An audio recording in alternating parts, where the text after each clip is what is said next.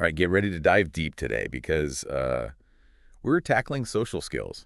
You sent over this fantastic YouTube audiobook called Social Skills 101 from Awkward to Artful, and I'm really excited to, really dig into it with expert speaker. Yeah, it should be fun. Yeah, it's funny. I used to think that people were just born with natural social grace. Yeah. Like some people were born with perfect pitch or something. Right, right. But this audiobook really turns that whole idea on its head. It totally does. The book really emphasizes that, anyone can improve their social skills if they have the right tools and they're willing to put in the practice. It's about, really changing how you think about social skills, like seeing it as a learnable skill set instead of, some innate talent you either have or don't have. Right, exactly. It's so empowering. Yeah. I mean, I think we've all had those moments where we felt awkward or, totally tongue-tied. Ugh. Like, that time I completely blanked on my new boss's name at the company picnic. Oh, it was mortifying. But instead of looking at those moments as like, total failures, this book kind of, encourages us to see them as opportunities to learn and grow. Absolutely. And that's where this concept of the growth mindset comes in. The audiobook dives into that right away. It's the idea that our abilities, even our social abilities, they're not fixed, We can actually develop them, improve them through effort and learning. I love that. Imagine, thinking back to the situation like you just described. Instead of dwelling on that awkwardness, just focusing on okay, what can I learn from this Right. for next time? Yeah, so true. Yeah. That shift in mindset can make all the difference. Absolutely. So now the audiobook jumps right into the, those really crucial first few seconds of an interaction. They call it the opener. Okay. And apparently, we form judgments about people, within seconds of meeting them. Talk about pressure, right? Oh, it is a bit daunting, isn't it? But the good news is the audiobook gives us a bunch of practical techniques for crafting those openers that spark interest and set a positive tone. It really emphasizes open-ended questions. For example, instead of just asking, "Did you enjoy the party?" which might just get you a yes or no, Right. you try something like, "What was your favorite part of the party?" Right. It's inviting a more engaging response, and it shows that you're genuinely interested. Oh, that's a good one. I'm totally guilty of asking those closed-ended questions. Yeah, we all do it. The book also talks about using situational comments to start a conversation. Right. Like, let's say you're at a conference. Okay, yeah. You just heard a speaker talk about the future of work. You could say something like, I found the speaker's ideas about automation really thought-provoking. What are your thoughts on how technology is going to, impact our jobs? Totally. It kind of shows you're paying attention, and it just creates this natural, springboard for conversation. Absolutely. And it's not even just about the words. Right. Your body language is super important too, especially in those first few seconds. Think confident posture, a genuine smile, and, maintaining that good eye contact. Right. These nonverbal cues can make you seem so much more approachable Oh, totally. and engaging before you even say anything. Right. Wow. So we've nailed the opener, We did it. made a great first impression. Now how do we, build on that initial spark? Okay, yeah. The audiobook spends a whole chapter on building rapport, which it describes as a state of harmonious understanding marked by trust and emotional affinity. Deep. It sounds kind of deep, almost like a spiritual connection. It is. It's a pretty profound concept, but, the audiobook breaks it down into skills that you can learn Right. and practice. Active listening is, it's key here. It's not just about hearing what someone is saying, but it's really trying to understand their perspective, It also mentions techniques like reflecting back what you've heard to show you're really paying attention. Like if someone's telling you about a stressful work situation, you could say something like, "So it sounds like you're feeling really overwhelmed with this project." It shows you're not just waiting for your turn to speak, but you're actively trying to understand their experience. Right. It makes so much sense. It's really about connecting with what the other person is feeling. Exactly. The audiobook also mentions something that I thought was super interesting, mirroring language patterns. Yeah. What exactly is that? So it's this subtle technique where you notice the other person's language style Okay.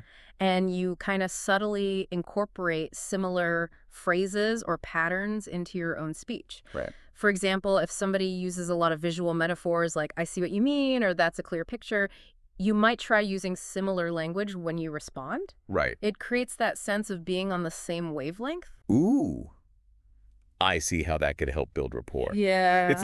It's like speaking the other person's language, literally. Exactly. It feels like a little bit of a social hack. Yeah. But the audiobook stresses it has to be done subtly, Absolutely. not in a creepy copycat That's way. not creepy. Exactly. It's not about mimicking. It's about finding those natural points of connection. Right. And using them to build that sense of shared understanding. This next chapter, though, is where things get a little unexpected. Okay. It's called Breaking Rapport.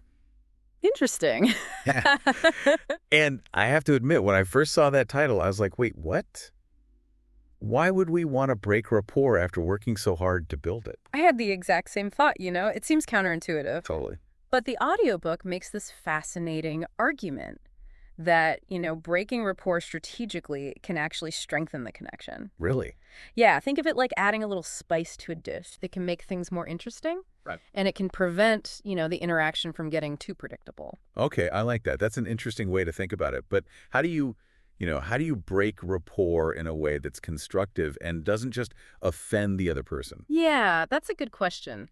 The audiobook really emphasizes playfulness and lightheartedness. One example it gives is, gentle teasing, like where you poke a little fun at something, but do it with a twinkle in your eye. Right. Making it clear you're just joking around. So it's like friendly banter. Exactly. Yeah. Like, if someone says, "Oh, I'm a terrible cook," Right.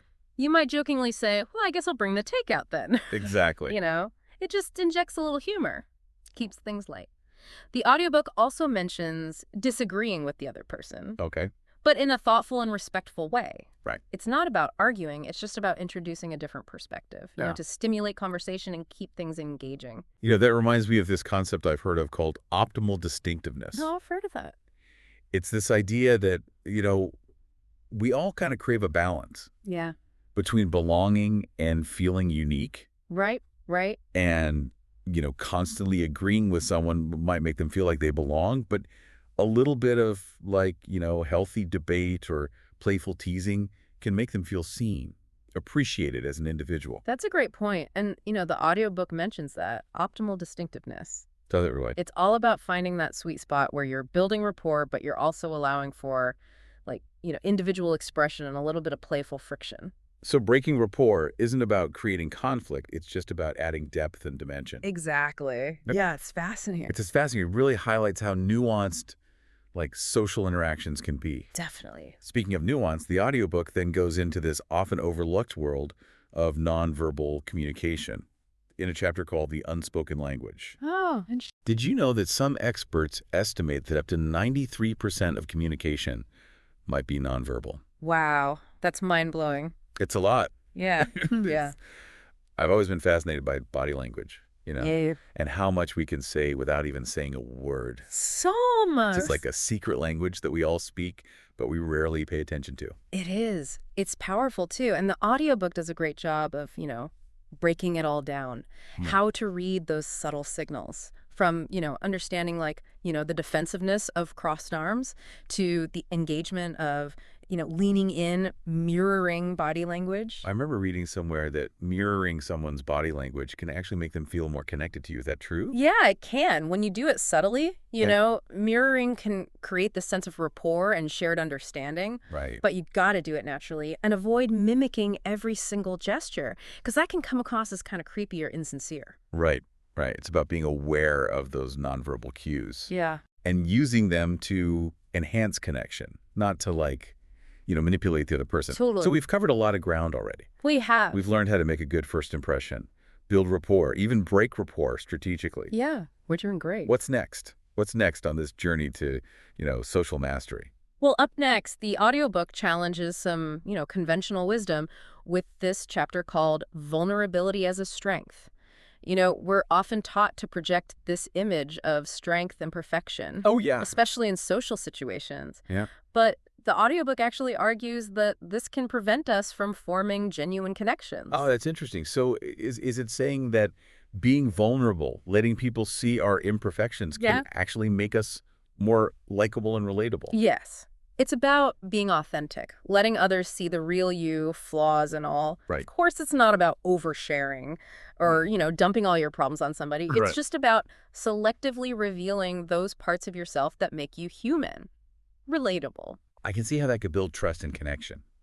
Like if someone shares a personal story about a time they failed or made a mistake, Yeah, it makes them seem more human, totally. And the audiobook gives some great tips on how to share personal stories effectively. does it? Yeah. Okay. It's about finding the right balance between, being open and authentic, but also being mindful of the context Right. and the other person's boundaries. Yeah. So vulnerability isn't about weakness. No. It's about creating a space for genuine connection. That's a powerful, reframing. Absolutely. Okay, so what else does the audiobook have for us? I'm already feeling more confident just, talking about all this stuff. Well, next up is a chapter I think you'll find particularly intriguing. It's called The Eloquence of Silence. Silence. I know, right? I'm someone who tends to rush in and fill any, quiet gaps in a conversation. Yeah. How can silence be eloquent? It just seems like the opposite of communication. It does. It might seem counterintuitive, but the audiobook makes a compelling case for the power of silence. Okay. It argues that, silence allows for deeper reflection, more thoughtful responses. It creates space for the other person to process their thoughts Right. and feelings, and it signals that you're truly listening. You're not just waiting to talk. I never thought of it that way. Yeah. So it's not just about being quiet, it's about using silence intentionally. Yes. Yes. Exactly. The audiobook even suggests practicing what it calls mindful communication, Okay. where you become more aware of that urge to fill every silence and instead, consciously choose to pause Right. and just allow the space to breathe. Mindful communication. That sounds like a whole other deep dive. Yeah. Okay, I'm definitely going to have to work on being more comfortable with silence. Yeah. It feels a little unnatural to me, but I can see how it could make conversations more meaningful. Absolutely. It's a skill that takes practice like anything else. But the audiobook gives some good tips on how to incorporate silence effectively, from reducing those filler words to using pauses for emphasis or to signal a transition in the conversation. So it's about being intentional with our silence, Exactly. not just letting, awkwardness kind of take over. Awkward silence. Nobody wants that. Wow, this audiobook is really packed with insights. It is. Okay, so where do we go from here? Well, the audiobook wraps up with this practical chapter on closing with grace. It emphasizes how we end a conversation. It often leaves the most lasting impression Oh, that's true. and can really determine the likelihood of future interactions. Right, it's like the grand finale. It is. You want to leave them feeling good, wanting more. Exactly. The audiobook gives specific phrases for expressing gratitude, setting intentions for future contact, and, summarizing key points. It even highlights parting gestures, like a warm smile or a genuine well wish. So it's not just about saying goodbye. It's about creating a positive closing that leaves the door open for future connection. Exactly. Yeah. Even a simple, "It was great talking to you," Right. it can have so much more positive impact than a rushed or abrupt ending. Yeah, well, this is a lot to process, but I'm loving how much we're uncovering about the art of communication. It's like, we're peeling back the layers and revealing all these hidden depths and complexities. It is fascinating, isn't it? It is. Yeah, we've only just scratched the surface of what this audiobook has to offer. Really. There's more. Yeah, there's more. It's amazing how much we've already uncovered about social interaction, Right. and we're not even done yet. I know. The audiobook still has a few more tricks up its sleeve. I'm so ready. Okay, great. I'm already feeling so much more aware of the subtle dynamics at play Yeah. in everyday conversations. Yeah. It's like a whole new world has opened. Oh, up. no, it's exciting stuff. But where do we go from here? What other gems of wisdom does this audiobook have in store for us? Well, in the next chapter, it shows gears a little bit. Okay. From focusing on individual skills to looking at the bigger picture of what it calls artful mastery. Artful mastery. That sounds so intriguing. It does, doesn't it? Does it mean we're all going to become social ninjas, Ha ha ha. gliding through interactions with effortless grace? Well, I wouldn't say ninjas exactly. Okay. But the audiobook does emphasize that it's not about, striving for perfection or Yeah. following like rigid rules. Okay. It's about developing a more flexible and adaptable approach to social interaction, something that feels authentic to you. So it's not about putting on an act No. or trying to be somebody you're not. Exactly. I got it. It's about recognizing that every interaction is unique, right? Yeah. And the most effective approach will vary depending on the context, the people involved, Yeah. and your own goals for the interaction. It kind of reminds me of that saying, be yourself, everyone else is already taken. Oh, I like that one. But it's not just about being yourself. Right. It's about being your best self in a social context. Right, absolutely. And the audiobook provides some, really great insights into how to do just that. Okay. It talks about being present and mindful in interactions, tuning into both your own emotions Okay. and the emotions of the people you're interacting with. That's a great point. Sometimes I get so caught up in my own head, Yeah. like worrying about what to say next Right. or how I'm coming across, Yeah. that I forget to actually pay attention to the other person. It happens to the best of us. Yeah. But, with practice, we can learn to quiet those inner voices. Right. And really focus on the present moment. So how do we do that?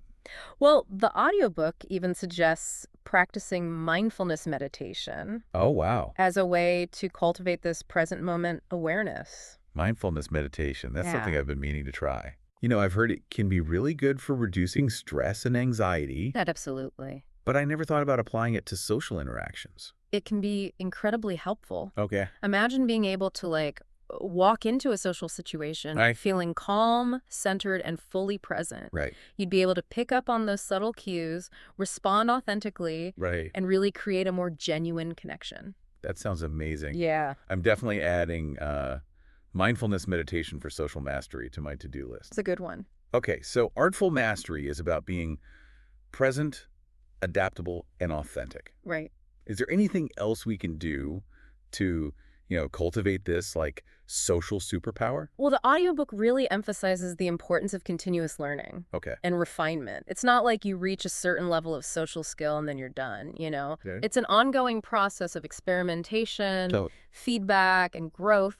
it's like a lifelong journey, It is. social discovery. I Yeah. kind of love that. Yeah. It's a good way to think about it. It takes the pressure off trying to be perfect. Yeah. And it encourages us to embrace the process Yeah. of learning and evolving. Exactly. And the audiobook even suggests seeking feedback from others, like trusted friends or mentors, Right. to help us identify blind spots Great. and areas for improvement. Oh, that's a great idea. Yeah. I'm definitely going to ask my best friend Yeah. for some honest feedback on my social skills. Yeah. Good. She's always so good at reading people Right. and giving constructive criticism. It can be a little daunting to ask for feedback, but it's so valuable.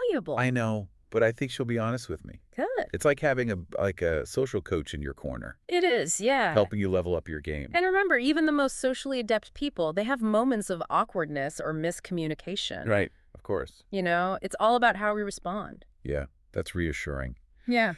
Sometimes I put so much pressure on myself Yeah. to be perfect in social situations. Right. But any little slip up just feels like a major setback. Oh, yeah. That's such a common trap. It is. But the audiobook encourages us to kind of reframe those moments as learning opportunities. Okay. Instead of beating yourself up over a faux pas, Right. just ask yourself, what can I learn from this? How can I approach this differently next time? That's a much more empowering perspective. It is. It really turns social awkwardness into a chance to grow. It does. This audiobook is really shifting my whole mindset about social interaction. I'm glad to hear that. It's not just about small talk or networking. Right. It's really about tapping into this, fundamental human need for connection Absolutely. and using that connection to create positive change in the world. That's a great point. The audiobook highlights the transformative power of social skills, not just for, personal gain, Right. but also for building stronger relationships, Yeah. fostering empathy, Yeah. and really creating a more harmonious and fulfilling world. It's like a social butterfly effect. Yeah, I love that. Yeah. But becoming more skillful communicators, Right. we can kind of create these ripples of understanding and connection Exactly. that extend way beyond ourselves. That's a beautiful way to put it. Oh, And the audiobook ends with this powerful call to action, okay. encouraging us to step out into the world Right. with our newfound skills, Yeah. open hearts, Right. and authentic selves. It's like a challenge, right? It is. To embrace the art of meaningful connection Yes. and use our newfound skills to make the world a little brighter, Yeah, a little kinder, absolutely. a little more understanding. I love it. I'm already feeling so inspired. That's great. This audiobook has given us so much to think about. It has. But I have a feeling like there's even more to uncover. Okay. It's like there's another layer, Yeah. a deeper level of understanding Right. that's waiting to be unlocked. You're picking up on something really fascinating. Oh, really? The audiobook actually hints at this next level of social mastery It does? in its concluding message. Wow. It suggests that the key to truly unlocking our social potential might lie in something even more profound. More profound. Okay, I'm really intrigued. What could be more profound than all the amazing insights we've already uncovered? It's a good question. What's the secret ingredient Oh, okay. to So social mastery? the audiobook suggests that it might lie in something called emotional intelligence. Emotional intelligence. Have you heard of that? I have, Yeah, but I'm yeah. not sure I fully understand what it means. Okay. Like, how does it relate to social skills? It's a fascinating concept. It's gaining increasing recognition in all sorts of fields, from psychology to business. Okay. In essence, emotional intelligence refers to the ability to understand and manage your own emotions, Okay. as well as recognize and influence the emotions of others. Okay. So it's not just about being, like, smart Right. in the traditional sense, but Right. about being smart with emotions? Exactly. Okay. And the audiobook suggests that emotional intelligence plays a crucial role in navigating social situations effectively. Okay. Think about it. Every interaction is charged with emotion, right? Yeah. Whether it's excitement, nervousness, joy, frustration, Right. being able to tune into those emotions, Right. both your own and those of the people around you, Right. it can make a huge difference in how the interaction unfolds. So true. I've definitely been in situations where I've let my emotions get the better of me, I think we all have. and it definitely didn't help. Right. Like that time I got all flustered during a presentation, Oh, yeah. and I just, like, completely lost my train of thought. We've all been there. But someone with, like, high emotional intelligence Yes. would be able to, like, recognize those feelings of, flusteredness Exactly. and manage them effectively. Right. They might take a deep breath, pause for a moment, Right. and then regain their composure. Yeah. They'd also be able to, like, read the audience's reaction All right. and kind of adjust their presentation accordingly. So it's about having self-awareness Yeah. and emotional regulation, Right. but also being able to pick up on the emotional cues of others. Exactly. They'd be able to pick up on those subtle cues like body language and tone of voice Right. to gauge how the other person is feeling. Yeah. And they would be able to respond in a way that shows, empathy and understanding. That sounds incredibly valuable. It is. It's like having an emotional radar, I like that.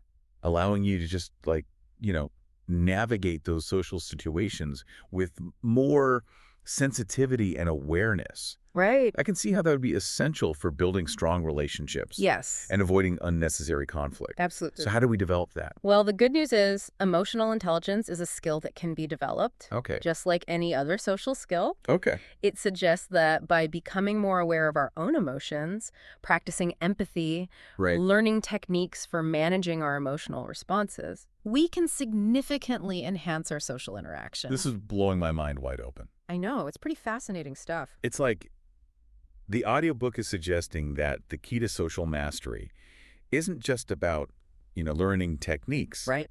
It's about developing a much deeper understanding of ourselves and others on an emotional level. That's a really profound insight. It is. I think it's incredibly valuable. Yeah. By cultivating emotional intelligence. Right. We're not just becoming, better communicators. We're Yeah. becoming more well-rounded individuals, Yeah. capable of forming deeper connections, Right. navigating the complexities of, human relationships with greater skill and compassion. This is definitely a rabbit hole that I want to explore further. Good. I'm glad to hear that. In fact, the audiobook mentions another resource. It does. It does another audiobook Okay. that focuses specifically on emotional intelligence and social skills. Oh, very cool. I'm going to have to check that out. Yeah, what's it called? It's called You're Not Shy: How to Master Emotional Intelligence and Social Skills. Oh, that's a good one. It seems like a natural next step on this journey of social mastery. It does. I can't wait to dive into it. I'm already feeling so much more, confident and equipped to Yeah. navigate, like, the social world. Good. But I'm also realizing there's always more to learn. Right. more to discover Absolutely. and more to refine. Yeah, it's an ongoing process. This is just the beginning. And what an exciting beginning it is. It is. You've already absorbed so much from this deep dive. I have. And I have no doubt that you'll continue to grow and evolve as you explore the power of emotional intelligence and its impact on your interactions.